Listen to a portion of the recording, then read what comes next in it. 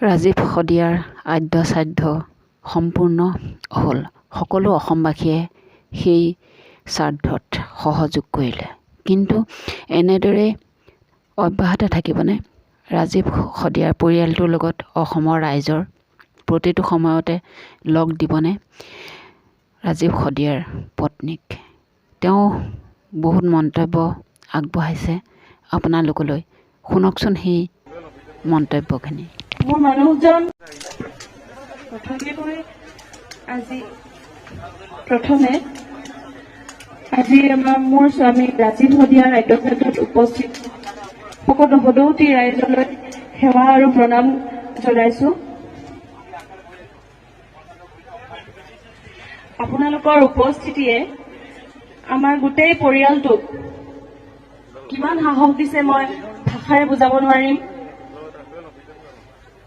মোৰ মানুহজন কায়িকভাৱে যদিও আঁতৰি গৈছে, তেখেত সদায় আমাৰ মাজত জীয়াই থাকিব। তেখেতৰ গীতেৰে সুৰেৰে আমাৰ মাজত সদায় জীয়াই থাকিব। অসমীয়া জাতিটো থাকে মানে ৰাজীৱ শদিয়াও জীয়াই থাকিব, এয়া মোৰ বিশ্বাস আৰু আস্থা। 12 তাৰিখৰ পৰা 12 জানুৱাৰীৰ দিনাখনৰ পৰা আজি এই পৰ্যন্ত এই সময়লৈকে আমাক বিভিন্ন ধৰণেৰে বিভিন্নজনে সহায় সহযোগিতা আগবঢ়াই আহিছে।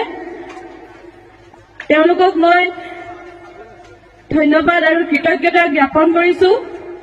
অনাগত দিনতো আপোনালোকৰ সহায় সহযোগিতা আৰু আশীৰ্বাদ আমাৰ কাম্য।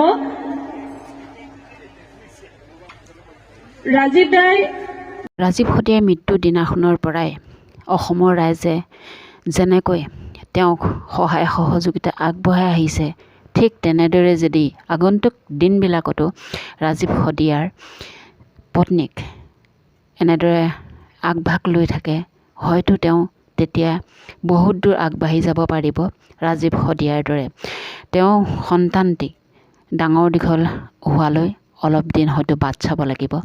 তথাপিও কিন্তু তেওঁ ৰাজীৱ শদিয়াৰ দৰে অসমৰ ৰাইজৰ বাবে তেওঁ পুত্ৰক আগবঢ়াই দিম বুলি মন্তব্য দিছে। গতিকে বন্ধু বান্ধৱীসকল, ৰাজীৱ শদিয়াৰ পত্নীৰ এই যাত্ৰা সন্তানক বুকুত বান্ধি আগুৱাই যাওক, তাৰে কামনা কৰিছোঁ। তেওঁ আগন্তুক দিনবোৰ ৰাজীৱ শদিয়াৰ অবিহনে সুন্দৰকৈ কটাই যাওক। যেনেকৈ হ'লেও নহ'লেও সেইকুৰা জুইটো অন্তৰত জ্বলিয়ে থাকিব। হ'লেও দুখে সুখে তেওঁ আগবাঢ়ি যাব লাগিব। তেওঁৰ লগত তেওঁৰ সন্তানটি বুকুত বান্ধি অসমৰ ৰাইজৰ বাবে তেওঁ কথা দিছে, তেওঁ সন্তানটিক ৰাইজৰ বাবে, অসমৰ ৰাইজৰ বাবে ৰাজীৱ শদিয়াৰ দৰে আগবঢ়াই দিব আৰু তেওঁ নিজেও আগবাঢ়ি যাব। গতিকে অসমৰ ৰাইজৰ এই সহায় সহযোগিতা সদায় তেওঁলোকৰ লগত থাকে যেন তাৰেই কামনা কৰিছোঁ।